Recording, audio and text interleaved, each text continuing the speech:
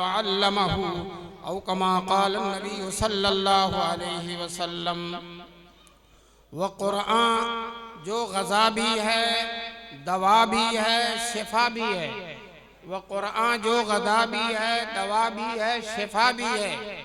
उसी से होती हैं सब तय मनादिल हाय इरफानी। हज़रत सदर जलसा मुअज़्ज़ज़ और मोहतरम उलमाए किराम, मोहतरम बुजुर्गों और दोस्तों, नौजवानान मिल्लत, नेक माएँ और बहनें, उनका भी इंतजाम है। नेक माएँ और बहनें, अल्लाह का फजल करम है, बहुत बड़ा एहसान है कि अल्लाह ताला ने हम सबको इस मदरसा तजवीदुल कुरान के इस अजीमुश्शान जलसे दस्तार बंदी में शरीक होने का मौका नसीब फरमाया। माशाअल्लाह तकरीबन कमोबेश 60 बच्चे, 68 बच्चे, इसलिए कमोबेश कह दिया था, 68 बच्चे माशाअल्लाह कुरान करीम के हाफिज हुए हैं। ये इतनी बड़ी दौलत है, इतनी बड़ी दौलत है कि अगर दुनिया में इतने होते तो दुनिया खुश नसीब कही जाती। आप लखनऊ में किसी बड़े शहर में भी इतने होते, हिंदुस्तान में इतने होते तो हिंदुस्तान खुशकिस्मत कहा जाता। लेकिन माशाअल्लाह आज आपके इस मोहल्ले के मदरसे में, मदरसा तजवीदुल कुरान में 68 बच्चे कुरान करीम के हाफिज हुए। इतनी बड़ी नेमत, इतनी बड़ी दौलत, अल्लाह का इतना बड़ा एहसान है जिस एहसान का हम शुक्र अदा नहीं कर सकते। ये हमारे रसूल पाक सल्लल्लाहु अलैहि वसल्लम का मोजज़ा है। ये बच्चे जो छोटे छोटे बैठे हैं, बाद बच्चे तो बहुत छोटे हैं। एक मदरसे में गया, बहुत छोटा बच्चा था और दस्तार बंदी हिफ्ज की हो रही थी। मैंने कहा तू नादरा पढ़ा है या हाफिज हुआ? कहने लगा हाफिज हुआ। बड़े तमतरा के साथ, बड़े फख्र के साथ कहता है मैं हाफिज। ये कुरान का एजाज है। छोटे छोटे बच्चे, दोस्तों इसका मुआवजा आप कर लीजिए। दुनिया में सबसे ज्यादा तादाद ईसाइयों की, बड़ा हाई दिमाग है। वो एटम बम बनाते हैं, जहाज बनाते हैं, क्या क्या बनाते हैं। लेकिन पूरी दुनिया ईसाइयत में एक भी ईसाई मर्द, औरत, बच्चा, बूढ़ा कोई भी इंजील का हाफिज नहीं। कोई इंजील का हाफिज नहीं है। यही हाल है तौरेत का। यहूदियों से जितना चाहो जुल्म करा लो, बस्तियां की बस्तियां उजड़वा लो, इंसानियत को पामाल करा लो, लेकिन उनसे पूछो तुम्हें तौरेत याद है तो एक भी आदमी तौरेत पढ़ने वाला नहीं, याद करने वाला नहीं। माशाअल्लाह ये रसूल पाक सल्लल्लाहु अलैहि वसल्लम की बरकत देखिए, हुजूर का मोजज़ा देखिए, हुजूर सल्लल्लाहु अलैहि वसल्लम की शान अज़मत को देखिए कि खुद अल्लाह ताला ने हुजूर सल्लल्लाहु अलैहि वसल्लम से फरमाया था। मुस्लिम शरीफ की रवायत है कि ऐ नबी, आपको मैं ऐसी किताब दूंगा जिसको सोता हुआ भी पढ़ेगा और जागा हुआ भी पढ़ेगा। जिसको सोता हुआ भी पढ़ेगा और जागा हुआ भी पढ़ेगा। दोस्तों दुनिया की कोई किताब ज्यादा से ज्यादा जागा हुआ पढ़ सकता है, लेकिन ये कुरान का मोजज़ा है कि जागने वाला भी पढ़ता है और सोने वाला भी पढ़ता है। सोने वाला कैसे पढ़ता? आप हजरात तजर्बा करते हैं, जो लोग कुरान की तिलावत बहुत ज्यादा करते हैं, दिन में कुरान बहुत पढ़ते हैं, तो रात में नींद में भी कुरान पढ़ते रहते हैं। नींद में भी कुरान पढ़ते रहते हैं। 12 तजर्बा किया होगा पढ़ने वाला, सबको नहीं मिलेगा, लेकिन जो तिलावत ज्यादा करते हैं 12 तजर्बा किया होगा कि रात में जब नींद खुलती है तो वो दुहा वल्लैली इज़ा सजा पढ़ता हुआ है, वो 3 वक्त ज़ैतून पढ़ता, कोई आयत पढ़ता हुआ होता है। यही बात है जिसकी अल्लाह ताला ने हुजूर को बशारत दी है कि ऐसी किताब दूंगा जिसको सोता हुआ भी पढ़ेगा। हमारे दारुल उलूम देवबंद के मोहतमिम जो 60 साल तक मोहतमिम रहे, हकीमुल इस्लाम कारी तैयब साहब रहमतुल्लाह अलैह, उनके हालात में लिखा है कि नींद में एक दिन 9 पारा पढ़ गए, सोए सोए 9 पारा पढ़ गए। दोस्तों ये कुरान करीम का मोजज़ा है। अल्लाह तबारक ताला ने जो है अजीब बना। और जागता हुआ पढ़ेगा, जागता। बाद बच्चे हर मदरसे में ऐसे मिलते हैं, एक नशिस्त में पूरा कुरान सुना देते हैं, एक नशिस्त में पूरा कुरान सुना देते हैं। सैयदना उस्मान गनी रज़ी अल्लाह ताला अन्हु का वाकया है। एक साहब कहते हैं मैं रात में मस्जिद के अंधेरे में बैठा हुआ था, इरादा ये था कि रात भर मस्जिद में रहूंगा। कहते हैं अभी मैं बैठा था तब तक दरवाजा खुलता है और कोई साहब मस्जिद में दाखिल होते, अंधेरे में पहचान नहीं सकता था, एक रकात में पूरा कुरान पढ़ लिया। एक रकात में पूरा कुरान पढ़ लिया और वो पढ़कर जाने भी लगे। मैंने कहा या अल्लाह ये कौन है? सहाबा का ज़माना, ये कौन है? तो मैं जल्दी से बाहर निकला, उजाले में देखूं तो देखा सैयदना उस्मान गनी रज़ी अल्लाह ताला। सैयदना उस्मान गनी, बताओ वो सहाबी हैं, जामे कुरान हैं, हुजूर के मंजूर नजर हैं, जिन्नूरैन हैं, लेकिन हमारे ये बच्चे भी उनके नक्शे कदम पर आ गए, एक एक नशिस्त में पूरा कुरान सुना लेते। आज इस गए गुजरे जमाने में, फितनों के यलगार के जमाने में, मुसीबतों का पहाड़ है, उस जमाने में भी अल्लाह तबारक तआला ने उम्मत को कुरान से जोड़े रखा है। कुरान से बरगश्ता नहीं हुए हैं, कुरान से दूर नहीं, बल्कि जितना ज्यादा जमाना बढ़ता जा रहा है कुरान से ये लगते चले जा रहे हैं। चुनांचे आज अगर पूरे मुल्क में 70,000 हाफिज हैं तो आइंदा साल 90,000 हो जाएंगे। ये सिलसिला बढ़ता ही रहेगा इंशाअल्लाह और क़यामत तक ये सिलसिला चलता रहेगा। और फरमाया अल्लाह तबारक तआला ने, हदीस कुदसी है, अल्लाह ने फरमाया कि जिसको कोई पानी धुल नहीं सकता और जिसको कोई आग जला नहीं सकती, ये कुरान कोई पानी धुल नहीं सकता और कोई आग जला नहीं सकती। ये आग जला नहीं सकती, इसका माना क्या? बाद लोगों ने कहा यही कि कुरान को रखा जाए जलेगा नहीं, और बाद उलमा ने कहा इससे मुराद हाफिज़े कुरान है। अगर हाफिज़े कुरान अपने गुनाहों की वजह से जहन्नम में नहीं चला जाएगा तो जहन्नम की आग की हिम्मत नहीं कि उसे जला दे, जहन्नम की आग की हिम्मत नहीं है कि उसे जला दे। ये बहुत बड़ी सआदत है इन बच्चों के। अभी पिहानी वाले शायर साहब ने अपने अशार में इशारा किया, बच्चों के वालिदैन जितना भी खुश हो जाएं कम है। मौलाना अनवार साहब ने अपनी तकरीर में कहा बिफज़लिल्लाहि व बिरहमतिही, अल्लाह के फजल से और अल्लाह की रहमत से फबिज़ालिका फलयफ़रहू, मुसलमानों को चाहिए कि इससे खुशी मनाएं। तो ये जो दस्तार बंदी हो रही है इसी आयत पर अमल है। और याद रखो कुरान के हिफ्ज़ से बढ़कर कोई दौलत नहीं है। हाफिज़े कुरान को मैदान माशर में अल्लाह के सामने खड़ा किया जाएगा और अल्लाह के सामने उसके बाप को भी बुलाया जाएगा। जैसे आज दस्तार बंदी हुई तो अब्बा आए हैं ना, इंशाअल्लाह क़यामत में हाफिज़े कुरान को अल्लाह के सामने खड़ा करके उनके बाप को भी बुलाया जाएगा और हाफिज़े कुरान से कहा जाएगा पढ़ो, वाउज़ बिल्लाह बिस्मिल्लाह कहकर फरफर फरफर पढ़ेगा, एक आयत पढ़ेगा और बाप का एक दर्जा बढ़ेगा, दूसरी आयत पढ़ेगा, बेटा पढ़ता जाएगा और बाप का दर्जा बढ़ता चला जाएगा। इस वक्त मुल्क के सबसे बड़े कारी जो दारुल देवबंद में भी साबिक में उस्ताद रहे, कारी अब्दुल हसन साहब, अल्लाह ताला उनकी उम्र में बरकत नसीब फरमाए, हिंदुस्तान के कारी अब्दुल बासित हैं। एक दिन वो कारी अब्दुल बासित की बड़ी तारीफ करने लगे, कैसा कारी, ऐसी आवाज। मैंने कहा मेरे नजदीक तो आप ही कारी अब्दुल बासित, बहुत अच्छा पढ़ते हैं। मैंने उनसे कहा कारी साहब हम लोग कच्चा पक्का पढ़ते हैं, भूल भी जाते हैं और क़यामत में अल्लाह के सामने पढ़ना होगा कहीं भूल न जाए। तो कारी साहब ने कहा अनवार और तजल्लियात की ऐसी बरकत होगी और अल्लाह की ऐसी तवज्जो होगी कि इंशाअल्लाह भूलेंगे, इंशाअल्लाह भूलेंगे। बहरहाल बाप बेटे से कहा जाएगा पढ़ता जा और बाप का दर्जा बढ़ता चला जाएगा।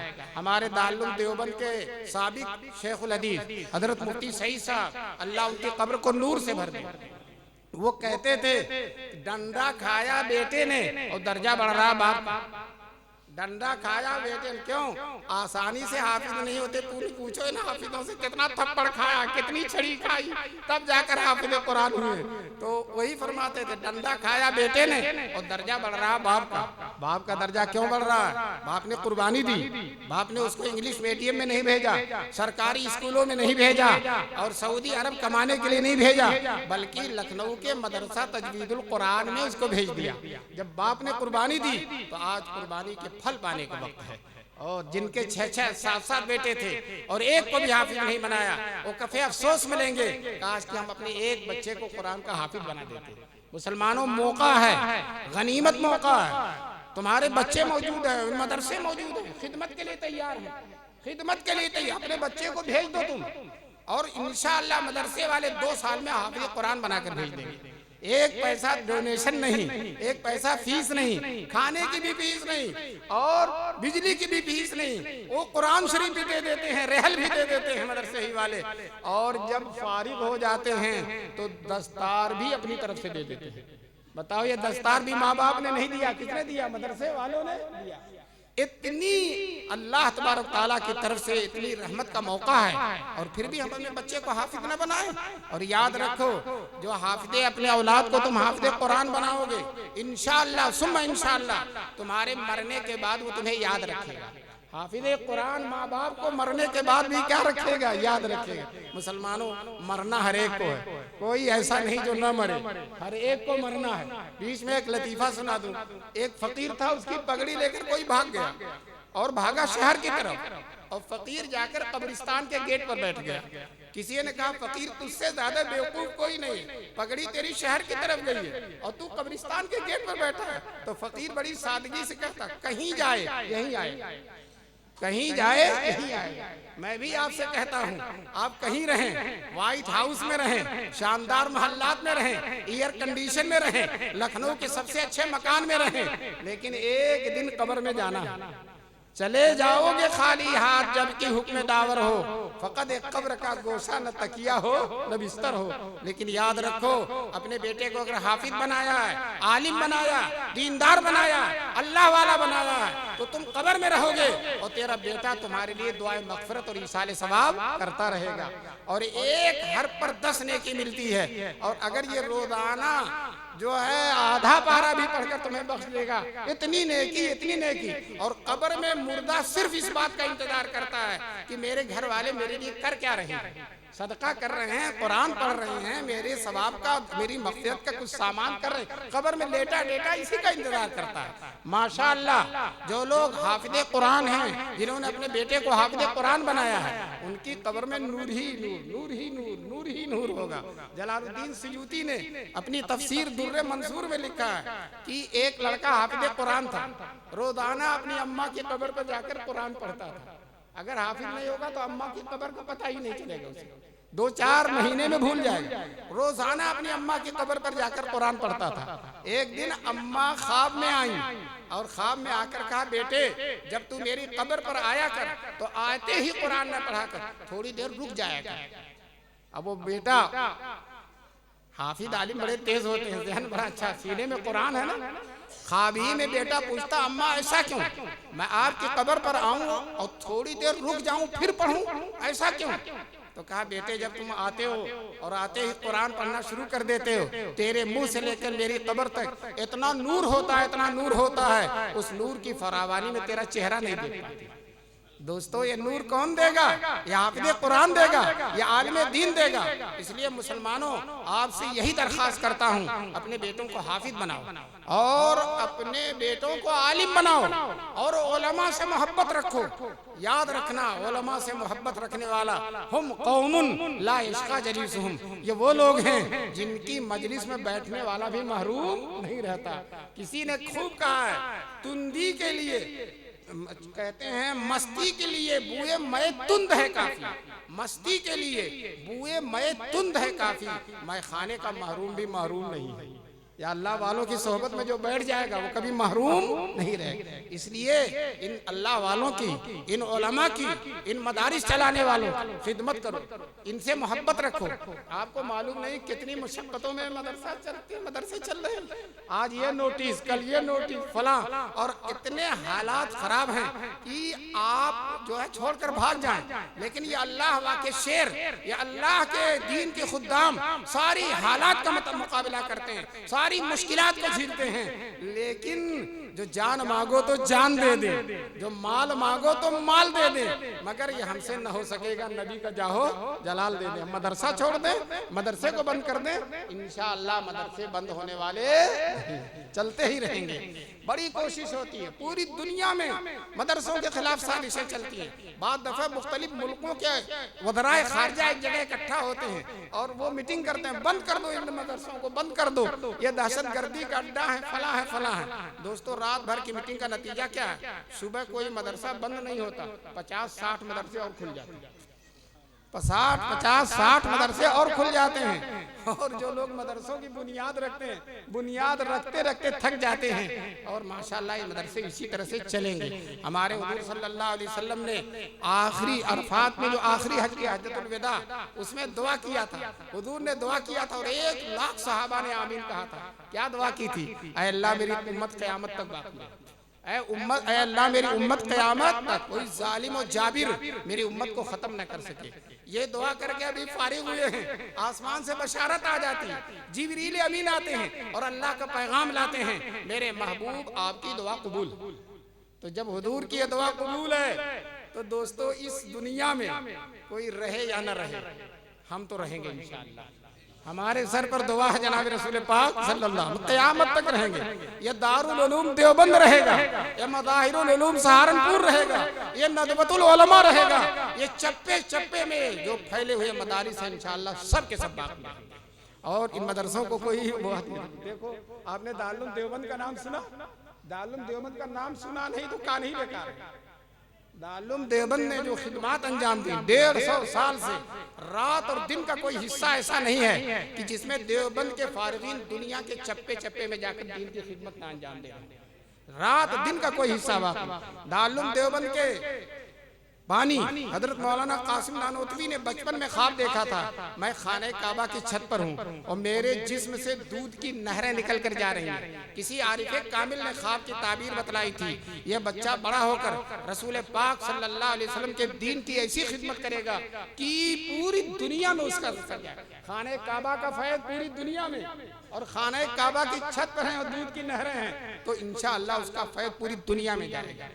आज हमसे नहीं किसी से भी पूछ लो, फ्रांस से एक ईसाई का खत आया था कि इस सदी की सबसे कामयाब तहरीक दारुल देवबंद है, और वो इतनी कामयाब तहरीक, मुल्क पर और आलम पर इतना असर, मैं उस दारुल देवबंद को देखना चाहता हूँ। ईसाई था, और इजाजत हो तो मैं आऊँ, मैं अपना खर्च करूंगा और अपना क़याम करेंगे, सिर्फ दारुल को देखूंगा, समझूंगा, उसके हालात का बगौर मुताला करूंगा। दोस्तों पूरी दुनिया में एक जो है तहलका मचा हुआ, एक फैज़ का एक सिलसिला है। अभी हम लोग फीजी गए थे। फीजी एक ऐसा मुल्क है जो दुनिया का सबसे पहला मुल्क है, वहीं सबसे पहले सूरज निकलता है, और उसके उधर दुनिया है ही समुंदर समुंदर है। जब वहाँ हम गए, जहाज पर चलते रहे और कई घंटे 14-15 घंटे के बाद तो वहाँ उतरे जाकर, और जब जजीरे में उतरे, 3 जजीरे हैं बड़े बड़े, तो हर एक में दौरे तक की तालीम है, मदरसा है, दौरे तक की, दौरे हदीस की तालीम है। हमने उन उलमा से पूछा, उन मुदर्रिसीन से पूछा, उन खुद्दामे मदरसा से पूछा, आप लोग कहाँ से पढ़ कर आए हैं? कहने लगे दारुल उलूम देवबंद से पढ़ कर आए हैं। चमन में हर तरफ उड़ाए कुछ उरक नरगिस ने, कुछ लाले ने, कुछ गुल ने, चमन में हर तरफ बिखरी हुई है दास्तां मेरी। आपको बता दूं, अंग्रेज ने एड़ी और चोटी का जोर लगा दिया कि दारुल उलूम देवबंद बंद हो जाए। उसने सोचा आखिर में बंद है तो हो सकता है बंद हो जाए। ये बंद होने वाला नहीं है, बंद करने वाला है। बंद होने वाला नहीं है, बंद करने वाला। एड़ी चोटी का दौर लगाया कि दारुल देवबंद बंद हो जाए। मैं आपसे पूछना चाहता हूँ, दारुल उलूम देवबंद बंद हुआ या अंग्रेजी बंद हो गया? अंग्रेजी बंद हो गया। मौलाना याकूब साहब सबसे पहले सदर मुदर्रिस थे दारुल देवबंद के, और सबक पढ़ाते थे। वो 1857 की बात है, के बाद की बात है, जब दारुल कायम हो चुका। सबक पढ़ाते थे और नोटिस आ जाता था। मैं इसलिए सुनाना चाहता हूँ, ये नोटिसों का सिलसिला कोई नया नहीं है, सदियों से ज़ल्ज़लों के मुकाबिल रहे हैं हम, सदियों से ज़ल्ज़लों के मुकाबिल। मौलाना याकूब साहब पढ़ा रहे हैं, कोई आ गया सरकारी अफसर नोटिस लेकर, ये है वो है, आप लोगों ने 1857 में क्या किया, शामिली में क्या किया। ये तो मौलाना याकूब साहब एक दिन घबरा कर कहने लगे, जो लोग शामिली के जिहाद में शरीक थे वो तो दंदनाते फिर रहे हैं, और मैं नहीं शरीक था, और मेरे ही पास नोटिस आ रही है, शरीक न होने की सजा मिल रही है, शरीक न होने की सजा मिल रही है। लेकिन बताओ, ये नोटिसों से दारुल बंद हो गया, इंशाअल्लाह क़यामत तक चलेगा, और अल्लाह तबारक तआला उससे काम लेते रहेंगे। इतने आलिम, इतने आलिम, इतने आलिम, हर साल 1400-1500 आलिम, 50 मुफस्सिर, 50 मुफ्ती और मुख्तलिफ हाफिज, कारी, बेहतरीन जो है तफसीर जानने वाले, ये आज भी दारुल पैदा कर रहा। और एक आलिम किसी इलाके में चला जाता है, पूरे इलाके में तब्दीली पैदा कर देता है। मौलाना हुसैन साहब यहाँ आए, इस महल्ले में आए, मुफ्ती ज़फ़ीरुद्दीन साहब और बहुत सारे लोग जो यहाँ आए, बिल्कुल वीरान इलाका, आज माशाल्लाह मस्जिद है और शानदार जलसा हो रहा है, और 68 बच्चों की दस्तारबंदी हो रही है। बताओ ये फैज़ है कि नहीं फैज़ है? ये कर्म है कि नहीं? अल्लाह ताला का कर्म है। इस कर्म पर जितना भी अल्लाह का शुक्र अदा करे कम है। मेरे वालिद साहब रहमतुल्लाह अलैह बहुत बड़े आलिम थे और वो फरमाते थे कि हिफ्ज़े कुरान की तकमील पर जितनी भी खुशी मना ली जाए, जितना भी खर्च कर दिया जाए और जितना भी अल्लाह का शुक्र अदा किया जाए, ये कम है। इसको जो है इसकी कोई चीज बदल नहीं बन सकती। जो है ये बहुत बड़ी नेमत है अल्लाह ताला ने आप हजरात को दिया। एक वाकया सुनाकर अपनी बात को खत्म करता हूँ। जलसा 1 ही बजे खत्म होना था लेकिन 2 बज रहा है। मुझे भी इसका पूरा एहसास है, लेकिन मैं भी 1:20 के बाद ही बैठा और खत्म होना था 1 ही बजे। इसलिए एक वाकया और सुना कर दारुल देवबंद के जो बानी थे मौलाना कासिम नानोतवी, उनके एक ही लड़के थे मौलाना मोहम्मद अहमद साहब, और वो जब पढ़ने के लायक हुए मौलाना ने उनको हिफ्ज़ कुरान कराया, कुरान का आलिम बनाया, हाफिज बनाया। और जब हिफ्ज़ मुकम्मल हो गया मौलाना कासिम नानोतवी ने बहुत बड़ी दावत की, बहुत बड़ी दावत की। अभी सुना होगा हजरत उमर रज़ियल्लाहु ताला अन्हु ने जब सूरह बकरा की तकमील की थी तो खुशी में दावत की थी, तो उसी सुन्नत पर अमल करते हुए मौलाना कासिम ने बहुत बड़ी दावत की। हालांकि मालदार नहीं थे लेकिन फिर भी दिल खोल कर खिलाया और अपने बेटे हाफिज मोहम्मद अहमद को बुलाकर कहा, बेटे मैंने तुमको हाफिज अपने लिए बनाया, याद रखना अपने लिए बनाया। हाफिज अहमद साहब जब तक जिंदा रहे रोजाना 1 पारा मगरिब के बाद पढ़कर अपने वालिद की रूह को इसाले सवाब करते रहे। मुसलमानों, यह नफे का सौदा है कि नहीं सौदा? हाथ उठाकर बताओ, इंशाअल्लाह हम अपने बच्चों को हाफिज बनाएंगे। हम अपने बच्चों को, नवासों को, पोतों को हाफिज बनाएंगे। ये भी बता दूं, लोग समझते हैं हाफिज हो जाएगा 12,000 10,000 तनख्वाह होगी। इस मादियत के जमाने में, गिरानी के जमाने में जो दिन ब दिन बढ़ती जा रही है, ये जिंदगी कैसे गुजारेगा? हम कहते हैं ये सब अकल से मावरा चीज है। तनख्वाह 12,000 है लेकिन इतना शानदार अल्लाह ताला इनको खिलाता है, शानदार पिलाता है, शानदार जिंदगी गुजारते हैं। 1.5 लाख तनख्वाह पाने वालों को भी वो नसीब नहीं। जो आप कहीं जाए, आलिम कहीं जाता है, लोग बड़ा एहसास करते हैं, मुसाफा करते हैं, स्टेशन पर इस्तकबाल करने के लिए जाते हैं, और बादशाह वक्त को भी अगर बादशाह से हटा दिया जाए कोई उनको पूछने वाला नहीं। और ये उलमा मदरसा छोड़ दें और बूढ़े हो जाएं, जितने बूढ़े होते जाते हैं अल्लाह ताला उतना एजाज उनको बढ़ाता चला जाता। शेखुल इस्लाम हजरत मौलाना हुसैन अहमद मदनी की 500 रुपया तनख्वाह थी और 50 मेहमान खाना खाते थे। 50 मेहमान औसत था और खाना इतना लजीज कि मौलाना नेमतुल्लाह दारुल देवबंद में बहुत बड़े आलिम हैं, वो कहते हैं तालिब इल्मी के ज़माने में मैंने शेखुल इस्लाम के दस्तरखान पर पतला सालन और रोटी खाई थी। वो लज्जत कि बादशाहों की भी दावत खाई, हुक्मरानों की भी दावत खाई, लेकिन उस मर्दे कलंदर के दस्तरखान पे जो लज्जत मिली वो कहीं नहीं मिली। ये लज्जत किस चीज की लज्जत है? तकवा की लज्जत है, इल्म दीन की लज्जत है, हिफ्ज़ कुरान की लज्जत है, लिल्लाहियत की लज्जत है, अल्लाह वाला होने की लज्जत है। अल्लाह ताला हमको और हमारी नस्लों को इस लज्जत से आशना फरमाए। और फिर आखिर में फिर मैं इन बच्चों को मुबारकबादी देता हूँ और ये इनसे नसीहत करता हूँ कि कुरान शरीफ पढ़ते रहना, नहीं पढ़ोगे तो भूल जाएगा। हुजूर ने फरमाया कि ऊंट की रस्सी छूट जाए तो ऊंट भाग जाता है, उसी तरह से कुरान की तिलावत अगर छूट जाए तो इतना मार खा खा कर बचपन में पढ़ा है, उधर अब्बा भी मारते थे कि जा मदरसे में, इधर मौलाना भी डांटते थे, इतनी मेहनत कर सारी मेहनत अकारत हो जाएगी और सब भूल जाओगे। 1 साल तिलावत छोड़ दो पूरा कुरान भूल जाएगा और ऐसा हो जाएगा जैसे तुमने पढ़ा ही नहीं। और अल्लाह की तरफ से एक फटकार पड़ती है, जो कुरान भूल जाता है वो नाजरा भी नहीं पढ़ता। कुरान का हाफिज जब भूल जाता है तो नाजरा भी नहीं पढ़ पाता है। इसलिए बच्चे तुम कुरान भूलना मत कभी और रोजाना तिलावत करते रहना। और जैसे हाफिज हो गए हो कोशिश करो कि अल्लाह आलिम भी बन जाओ। और कहाँ से आलिम बनोगे बताओ, नाम बताओ किसी मदरसे, कहाँ से आलिम बनोगे?